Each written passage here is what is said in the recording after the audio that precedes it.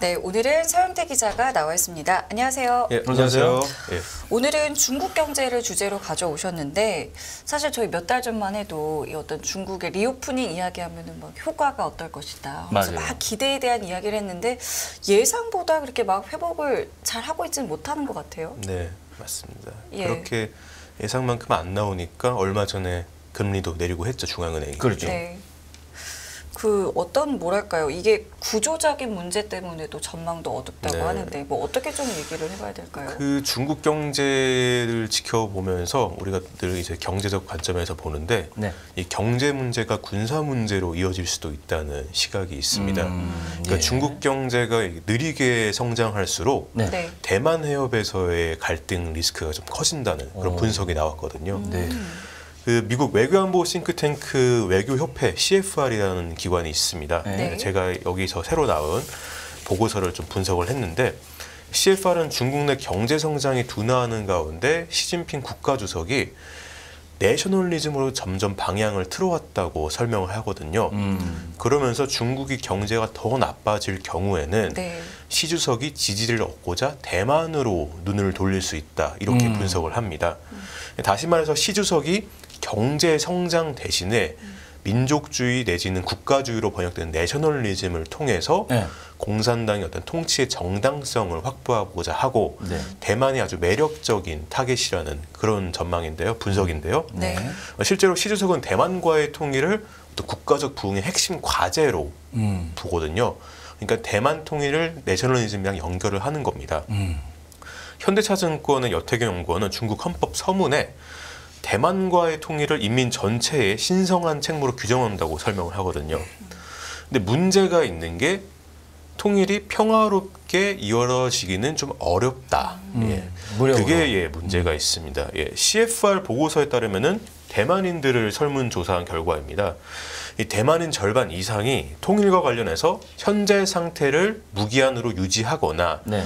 현재 상태를 유지하고 나중에 결정하자 이런 응답을 한 게 대만인 중 절반 이상이었어요. 그 쉽게 얘기하면 통일을 반대한다는 거잖아요. 그렇죠. 여기에 더해서 더 강한 통일 반대 의견은 뭐냐? 네. 현상을 유지하면서 독립을 지향하자. 아. 이게 20% 중반대였습니다. 예. 이 비중이 95년도에는 10%였는데 대만인 중에서 중국과의 통일 대신에 네. 대만이 독립을 좀 지지하는 사람들이 점점 늘어나고 있는 추세입니다. 네. 이러다 보니까 대만은 점점 독립을 원할 경우에는 네.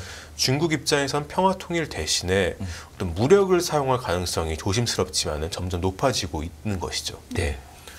특히 CFR은 어느 시점에 조심해야 되냐 하냐면 시 주석 임기가 끝난 2027년이 가까워질수록 네.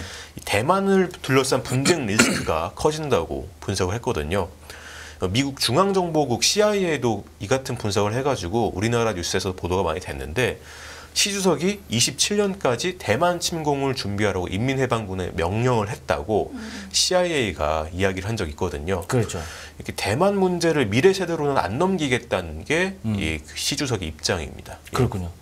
이걸 쉽게 얘기하면 내부 사정이 안 좋고 시진핑 주석의 정권을 위해서 외부로 갈등 요인으로 이걸 특히 아까 말씀하신 내셔널리즘 이건 뭐 애국주의, 민족주의 이건데 여기에서 우리의 중국이 천하의 뭐 제일로 나가자 뭐 이걸 막 선동을 해서 그렇게 돌파하겠다는 거 아니에요 결국? 네, 맞습니다. 경제가 고성장할 때는 그럴 이유가 없었습니다. 그럼 아내가 괜찮으면 뭐 배가 그런 거 안 할 부르고 거예요. 하면 돈이 벌리면 맞아요. 당연히 지도층을 지지를 하게 되겠죠. 그런데 그렇죠. 그렇지 않을 경우 우리가 이제 내부 결속을 위해서 시 주석이 바깥쪽을 좀 볼 수 있다는 건데 그렇죠. 그 중국 공산당 지도부는 단기적으로는 청년 실업난 그리고 중장기적으로는 고령화로 인한 성장률 저하라는 숙제를 좀 해결을 해야 됩니다. 예, 현재 청년층이 불만을 많이 표하고 있는데 중국의 젊은 층은 성장기 때는 경제적 성과를 누리면서 우리 중국이 대단하다 이런 생각을 가진 내셔널리즘으로 무장한 세대였습니다. 예.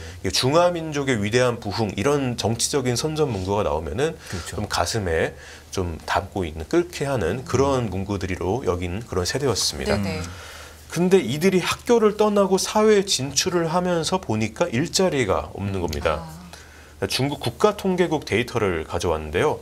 5월 16세에서 24세 실업률이 20.8%로 최고 수준이었습니다. 그러니까 청년 5명 중에 1명이 일자리를 구하지 못하고 있다는 건데 심각하네요. 예, 16세에서 24세 실업률은 올해 들어서 계속해서 상승하고 있습니다. 네네.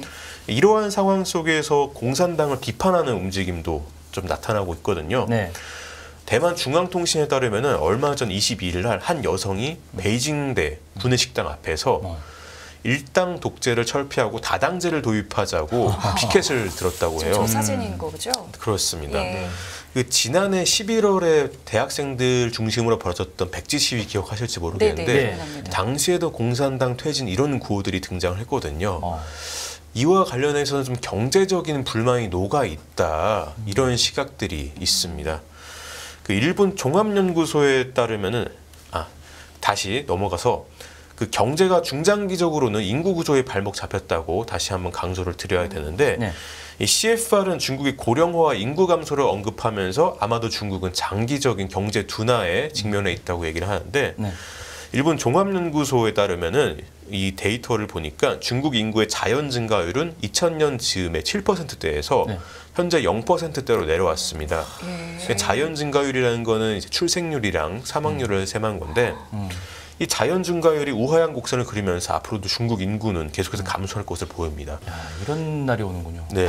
중국도. 근데 일본 종합연구소의 분석에 따르면은 생산 연령 인구 그러니까 15세에서 64세 인구가 네. 감소하면 경제적 악영향을 받는데 이게 그대로 유지가 되더라도 이 종속 인구라고 있습니다. 네. 디펜던트 파퓰레이션 의지 인구라고 하면 좀 더 표현이 적합할지 모르겠는데 14세 이하의 연소 인구랑 65세 네. 이상의 고령 인구를 합해서 종속 인구라고 합니다.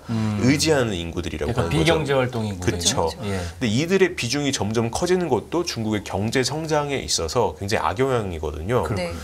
근데 이들의 비중이 2010년에 데이터를 보니까 34.2%로 바닥을 찍은 다음에 네. 현재 50%에 근접하게 올라오고 있습니다. 그렇네요. 그러니까 돈 벌 사람은 줄어들고 의지하는 사람들은 의지하는 사람들은 늘어나는 그렇죠. 그런 상황인 거죠.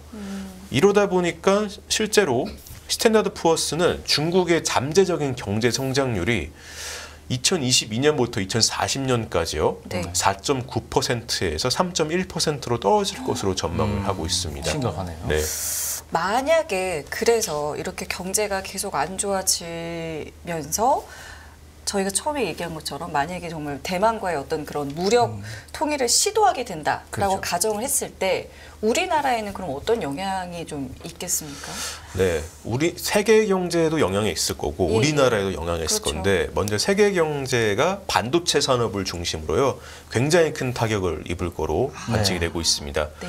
미 국가정보국 국장이 지난달 미 상원 군사위원회 청문회에서 주장한 건데 중국이 대만을 침공하면 처음 몇 년 동안 연간 6천억에서 1조 달러 이상의 피해가 발생할 수 있다고 봤고요. 네. CFR은 그 TSMC 생산 중단 때문에 미국 국가정보국이 이러한 추사를 한 겁니다. 네. CFR도 마찬가지로 반도체 관련해가지고 글로벌 경제 아웃풋에 수조 달러가 증발할 수 있다. 그러니까 우리나라 돈으로 수천조 원이 증발할 수 있다고 본 겁니다. 네. 반도체 서플라이 체인이 경제를 마비시키고 그렇죠. 세계 경제에 큰 타격을 줄 것이라는 건데 이 TSMC를 가진 대만은 글로벌 반도체 제조 기지잖아요. 네네. 이 세계 최고 반도체 위탁 생산 기업인 TSMC의 재작년 기준으로 파운드리 시장 점유율이 57%에 달합니다. 압도적이죠. 네, 압도적이죠. 팬데믹으로 반도체 수급난이 벌어졌을 때 기억하실 텐데 네. 그때 새로운 자동차 신차 구매를 못했습니다. 아, 네. 맞아요. 그렇죠. 한번 기다리면 자동차 1년 산업이 이상 맞습니다. 기다렸어요. 큰 네. 타격을 받았잖아요. 네. 근데 만약에 TSMC가 생산 가동이 중단된다. 그럼 자동차 산업만 타격을 받지는 않을 겁니다. 그렇죠. 미국 반도체 산업협회 데이터인데 컴퓨터랑 통신기기 같은데 네. 반도체 엔드 유저 최종 수요처로서 30%씩 차지합니다. 이거는 당연하게 상식적으로 컴퓨터랑 통신기기에 반도체가 많이 들어가겠죠. 예. 근데 자동차랑 소비재, 산업재에도 12%씩 들어갑니다. 그렇네요. 반도체가 굉장히 다양한 엔드 유저를 수요처를 가지고 있는 거예요. 예. 그러니까 경제 전반이 큰 타격을 받을 것이고 일부 전문가는 세계 대공황은 기정사실이다. 이렇게까지 주장을 합니다. 우리 경제로 이야기를 하자면은 네. 우리 경제도 마찬가지로 막대한 충격이 예상되는데요.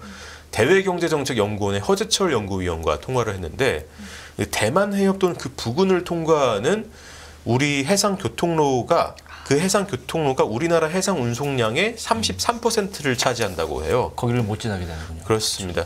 전쟁 시나리오에 따르면은 7일에서 70일 정도 전투가 벌어진다고 이렇게 시나리오가 있거든요. 예.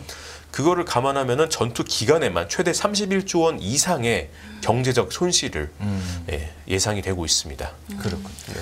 아, 이 중국 경제를 지켜봐야 되는 또 여러 이유 중에 하나가 바로 이 대만 리스크인 것 같은데 앞으로도 계속해서 저희 좀 지켜보겠습니다. 오늘 서영태 기자와는 여기서 인사드릴게요. 고맙습니다. 수고하셨습니다. 감사합니다.